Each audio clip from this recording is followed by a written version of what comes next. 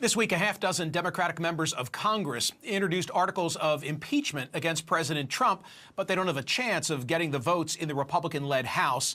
Democratic Whip Steny Hoyer said now is not the time for Democrats to push for impeachment. But that hasn't stopped my next guest, Democratic mega-donor and billionaire environmentalist Tom Steyer. Surely you have seen his ads here on CNN and other networks, probably not at Fox, though, which pulled them after it says its viewers complained. He spent $20 million so far on 2 pro-impeachment ads. I recently spoke with Tom Steyer. So, Mr. Steyer, let us talk Article 2, Section 4, treason, bribery, other high crimes and misdemeanors. Which do you think apply? Well, Michael, I think that there's no question that the president has obstructed justice in his firing of the head of the FBI, which he said he did because he persisted in the Russian investigation. I think that he has broken the emoluments clause virtually on a daily basis.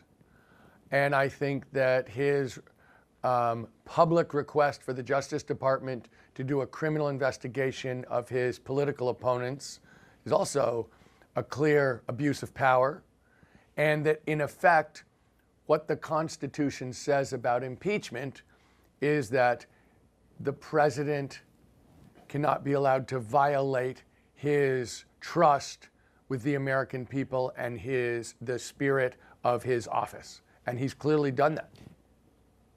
I guess my question is one of, we need to make sure when we talk about impeachment that we're dealing with the objective, not the subjective, because you set a precedent, right? If you're reliant only on conjecture, in your case, it could be a Democrat who's the next president. And if Republicans have an antipathy toward that individual, they may say, we see grounds for impeachment where they really couldn't be proven.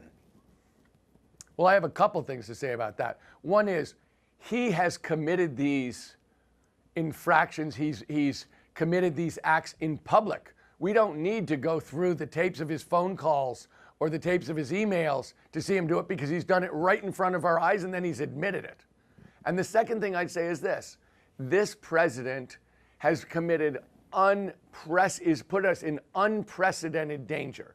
So this is not a matter of policy or dislike of his health care or his taxes or anything like that. This is a president who is a clear and present danger to the American people. I think everybody in Washington, D.C., including members of his party, recognizes that.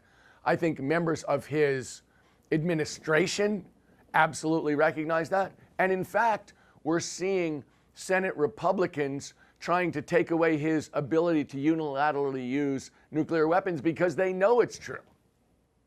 Right, but in the ad, I think the language you use is that he's brought us to the brink of nuclear war. But bringing us to the brink of nuclear war, if in fact that's accurate, that's not treason, that's not bribery, that's not a high crime or misdemeanor. In fact, some would argue that's the situation that he inherited from predecessors who didn't do anything about Kim Jong-un. Well, I think, Michael, I see this as 2 different things, and I think you're conflating the 2 of them. One is, has he met the criteria for impeachment? And that was the first question you asked me, and I referred to the emoluments clause and I referred to obstruction of justice, the kinds of things that meet the criterion for impeachment. The second question was, you said, well, people could use this, as a precedent. And I said, actually, what he's doing, not in terms of meeting the standards, which he clearly has met, but in terms of the urgency for acting on this, his behavior, the danger that he's presenting to the American people and to our democracy is unprecedented. And I see that. One is, do you meet the criteria? And second, it is so urgent that we act on it because he is presenting unprecedented danger to the safety and health of Americans and of our democracy.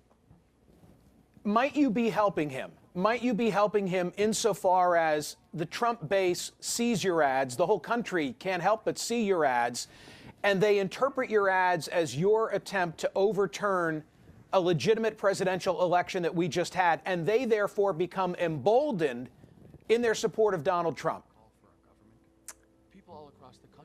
I think what we're trying to do is not to be smart, not to make political calculations about which segment of the population would this appeal to, which segment of the population would this annoy.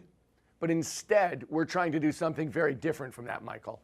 We're trying to do the right thing, and we're trying to do the moral thing because we think it's important, and we are not trying to figure out how the game is going to play out, because partly we don't think you can. We're really just focused on the idea that this is a danger to the health and safety of Americans, and we're trying to give the American people the ability to speak up in their own defense and say, we really are scared by this man, we are extremely unhappy about his behavior, and we need to get rid of him. Quick final question. Fox won't run your ad. Why did you spend the money there to begin with? Well, I wasn't one of the people figuring out the ad strategy, but I've talked to him, of course. So let me say this. We placed that ad in media channels all over the country, hitting all different kinds of viewers. And Fox has a very particular kind of viewer, and I think that the people who were placing the ad wanted to make sure that those people saw the ad, got access to the information, and they knew there was a chance the president would see the ad on Fox and Friends, and they felt like he should get a chance to see this ad so he understands that the American people are speaking out against him directly.